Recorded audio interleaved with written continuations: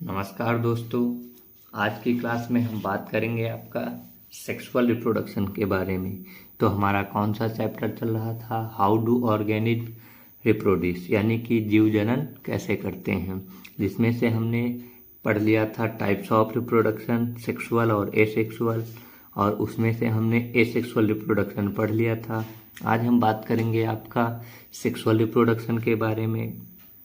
तो चलिए शुरू करते हैं कि क्या है हमारा sexual reproduction. When reproduction takes place as a result of the fusion of male and female gametes is called sexual reproduction. Fusion of gametes is called fertilisation which results in variation. ठीक है, ये आपका लैंगिक प्रजनन होता है। तो लैंगिक प्रजनन में नर व मादा युग्मक के मिलने से होता है। नर व मादा युग्मक मिलने के प्रक्रम को क्या कहते हैं? निषेचन या फर्टिलाइजेशन। संतति में विभिन्नता उत्पन्न होती है और इसमें ही क्या होती है? संतति में विभिन्नता उत्पन्न होती है। अब सबसे पहले हम बात करेंगे सेक्सुअल रिप्रोडक्शन इन प्लांट्स, यानी कि पुष्पी पादपों में लैंगिक जनन। फूल पौधों का जनन अंग है, यानी कि जो फूल होता है किसी भी पौधे का वह क्या होता है? जनन अंग। Flowers are the reproductive organs of plants. एक फूल के मुख्य भाग बाह्य दल, पंखुड़ी, स्त्री केसर एवं पुंकेसर होते हैं। A typical flower consist of 4 main holes, namely sepals, petals, स्टेमन and pistil. अब हम बात करेंगे आपका टाइप्स ऑफ फ्लावर्स के बारे में। तो जो फ्लावर्स होते हैं उनमें भी 2 टाइप से रिप्रोडक्शन होता है, बाइसेक्सुअल और यूनिसेक्सुअल। तो आपका क्या होता है बाइसेक्सुअल? यानी कि उभयलिंगी और एक लिंगी पुष्प। तो उभयलिंगी पुष्प कौन से? Both male and female reproductive parts are present. Example है हिबिस्कस, मस्टर्ड और हिबिस्कस। ठीक है, चलिए इसमें से क्या होता है कि स्त्री केसर एवं पुंकेसर दोनों उपस्थित होते हैं। देखिए, उभयलिंगी पुष्प में स्त्री केसर एवं पुंकेसर दोनों उपस्थित होते हैं, उदाहरण सरसों और गुड़हल। इसके बाद है एक लिंगी, यानी कि स्त्री केसर और पुंकेसर में से कोई एक ही जननांग उपस्थित होता है, उदाहरण पपीता और तरबूज। चलिए यूनिसेक्सुअल, आइदर मेल और female reproductive part is present, example papaya and watermelon.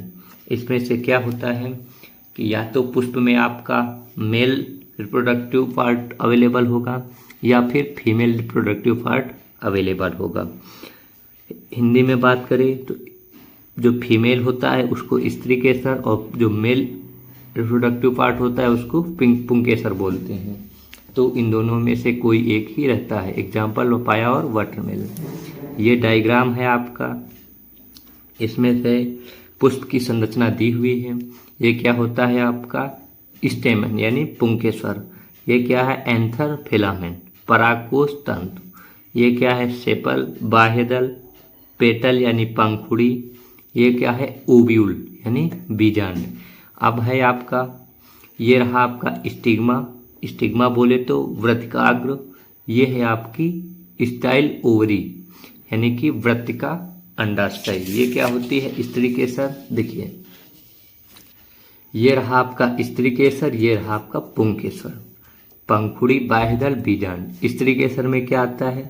वृत्तिकाग्र, Vrittika अंडाशय।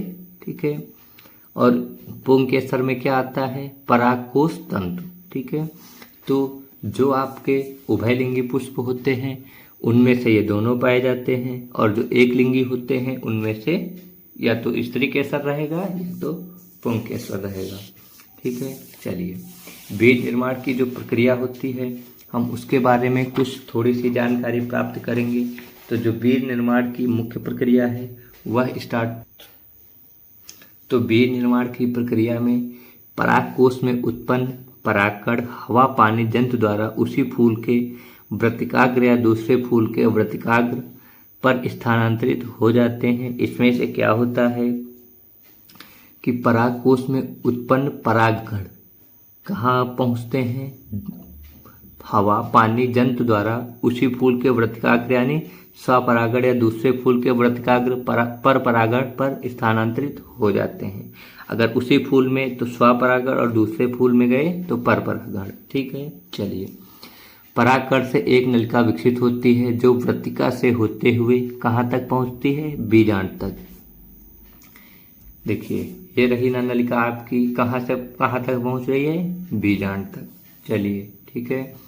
अंडाशय के अंदर नर व मादा युग्मक का निषेचन होता है तथा युग्मनज का निर्माण होता है। अंडाशय जो होता है आपका, उसी के अंदर नर और मादा का युग्मक होगा, का निषेचन होगा और क्या बनाएगा? युग्मनज। युग्मनज में विभाजन होकर भ्रूण का निर्माण होता है। बीजांड से एक कठोर आवरण विकसित होकर बीज में बदल जाता है। क्या होता है कि पहले तो भ्रूण का निर्माण होता है, फिर बीजांड से एक कठोर आवरण बनेगा जो किसका रूप ले लेता है? बीज का। अंडाशय फल में बदल जाता है तथा फूल के अन्य भाग झड़ जाते हैं। क्या होता है कि ये जो अंडाशय होता है ये आपका फल में बदल जाएगा और जो अन्य भाग होते हैं वो झड़ जाते हैं यानी बाहर निकल जाते हैं as a waste material. Process of seed formation. pollen grains produced in the anther are transferred to the stigma of same flower called self-pollination. If pollen grains produced in the anther are transferred into the stigma of same flower, then it is called self-pollination. और stigma of another flower यानी cross pollination through agents like air water और animal. किसकी help से? Air water और animal, जानवर, पानी और हवा की सहायता से। pollen grains germinate and form pollen tubes which pass through style to reach up to the ovule present in ovary. क्या होता है? pollen grains germinate and form pollen tube which pass। pollen tube क्या करती है आपका? क्या पास करती है? जो ओव्यूल्स होते हैं कहाँ तक पहुँचाती है? ओवरी तक। ठीक है। The fusion of male and female gametes is called fertilisation. यानी कि जो मेल और फीमेल का फ्यूजन होता है उसे क्या बोलते हैं? Fertilisation. Zygote is produced inside the ovary. यानी कि जो जाइगोट होता है कहाँ पे बनता है? इनसाइड द ओवरी यानी ओवरी के अंदर। Zygote divides into two form embryo ovule develops thick coat and change into seed gradually. Zygote क्या बनता है? उसके बाद एम्ब्रायो का रूप लेता है और वही कठोर होने के बाद यानी थिक कोट चेंज होने के बाद क्या बनता है? सीड ग्रेजुअली यानी कि बीज का आकार ले लेता है। Ovary change into fruit and other parts of flower fall of. यानी कि जो आपकी ओवरी होती है किसका रूप ले लेती है? फल का, और जो बाकी के पार्ट होते हैं वो बाहर झड़ जाते हैं। ये रहा आपका डायग्राम, तो इसमें आप देख लीजिए। पोलन ग्रेन ये रहा आपका stigma, male germ cell, pollen tube ये देखिए कितनी लंबी है, यहाँ से कहाँ तक आई है? ओवरी तक। फीमेल जर्म सेल ये है आपकी फीमेल जर्म सेल। चलिए हो गया इतना आपका। लास्ट ऑप्शन है आपका the seed germinates to form a plant under suitable condition such as air moisture etc. कोई भी पेड़ पौधा क्या होता है? कहाँ पे ग्रो करता है? अंडर सूटेबल कंडीशन, जहाँ पर उसको हवा पानी और वातावरण मिलता है। ठीक है। ये डायग्राम भी आप लोग देख लीजिए। परागकण वृत्तिकाग्र नरयुग्मक परागनली, अंडाशय मादा युग्मक, वृत्तिकाग्र पर परागकणों का अंकुरण दिखाया गया है इसमें। ठीक है। चलिए बाकी आप सबका धन्यवाद।